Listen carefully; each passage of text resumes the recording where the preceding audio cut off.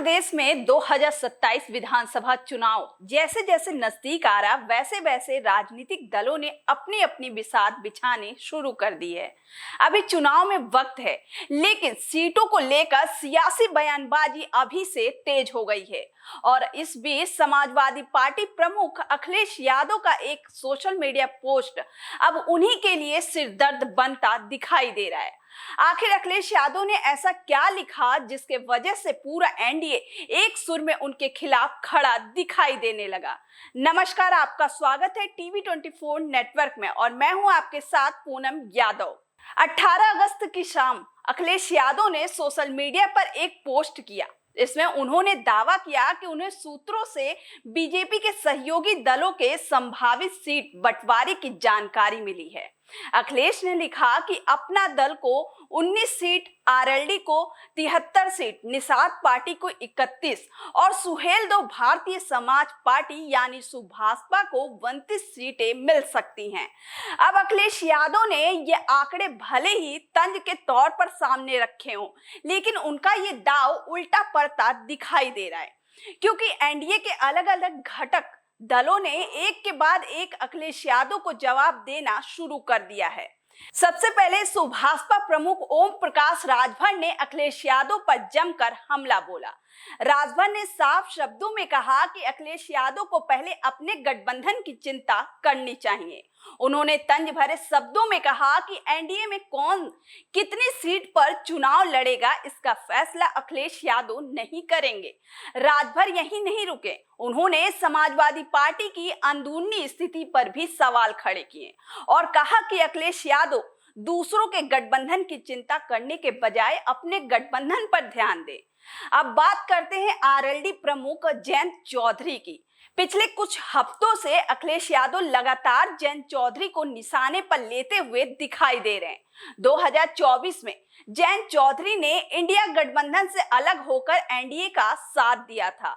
इसी को लेकर अखिलेश यादव लगातार तंज कसते नजर आ रहे हैं, लेकिन इस बार जयंत ने बेहद शालीन अंदाज में जवाब भी दिया है। उन्होंने कहा कि लोकतंत्र में जनता ही सबसे बड़ी ताकत है, जनता ही किसी को बनाती है और जनता ही किसी को चुनाव जिताती है। यानी जयंत चौधरी ने बिना ज्यादा आक्रामक हुए अखिलेश यादव को यही संदेश दिया कि राजनीतिक गठबंधन का फैसला जनता और राजनीतिक परिस्थितियां करती हैं। इसके बाद अपना दल की तरफ से भी अखिलेश यादव को जवाब मिला। यूपी सरकार में मंत्री आशीष पटेल ने सोशल मीडिया के जरिए कहा कि अखिलेश यादव को दूसरे के गठबंधन की चिंता करने के बजाय अपने गठबंधन पर ध्यान देना चाहिए।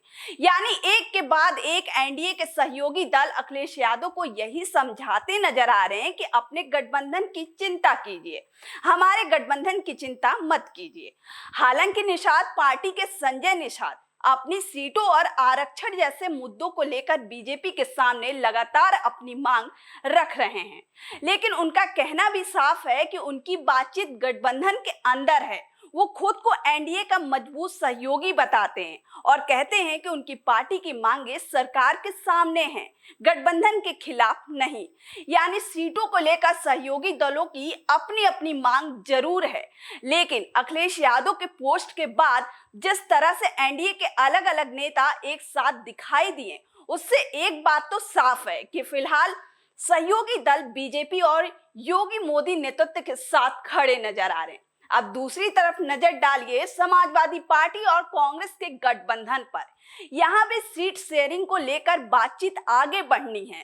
कांग्रेस की तरफ से कहा जा रहा है कि सितंबर में सीटों को लेकर बातचीत शुरू हो सकती है और अक्टूबर तक तस्वीर साफ करने की कोशिश भी है। ऐसे में अखिलेश यादव के सामने असली चुनौती यही है कि वो 2027 के लिए अपनी इंडिया गठबंधन और खासकर कांग्रेस के साथ सीटों का तालमेल किस तरह बैठाते हैं, क्योंकि 2024 में अखिलेश यादव ने पीडीए यानी पिछड़ा, दलित और अल्पसंख्यक के समीकरण को अपनी राजनीति का बड़ा आधार बनाया था।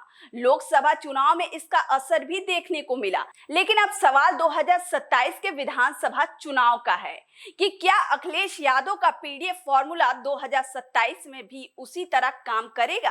क्या समाजवादी पार्टी और कांग्रेस सीटों का ऐसा बंटवारा कर पाएगी जिससे बीजेपी के खिलाफ मजबूत मुकाबला हो सके। और सबसे बड़ा सवाल है कि अखिलेश यादव जिस तरह से एनडीए के सीट बंटवारे पर सवाल उठा रहे हैं, क्या अब जनता उनसे ये नहीं पूछेगी कि पहले अपने गठबंधन का सीट फॉर्मूला बताइए? क्योंकि चुनाव अभी दूर है, लेकिन सियासी बिसात बिछ चुकी है। एनडीए अपने सहयोगियों के साथ खड़ा दिखाई दे रहा है, तो वहीं विपक्ष अपने गठबंधन को मजबूत करने की कोशिश में है। अब देखना होगा कि 2027 की इस सियासी लड़ाई में सीटों का फॉर्मूला किसके लिए मास्टर स्ट्रोक साबित होता है और किसका दाव उल्टा पड़ता है। इस पर आपकी क्या राय है, हमें कमेंट बॉक्स में जरूर बताएं।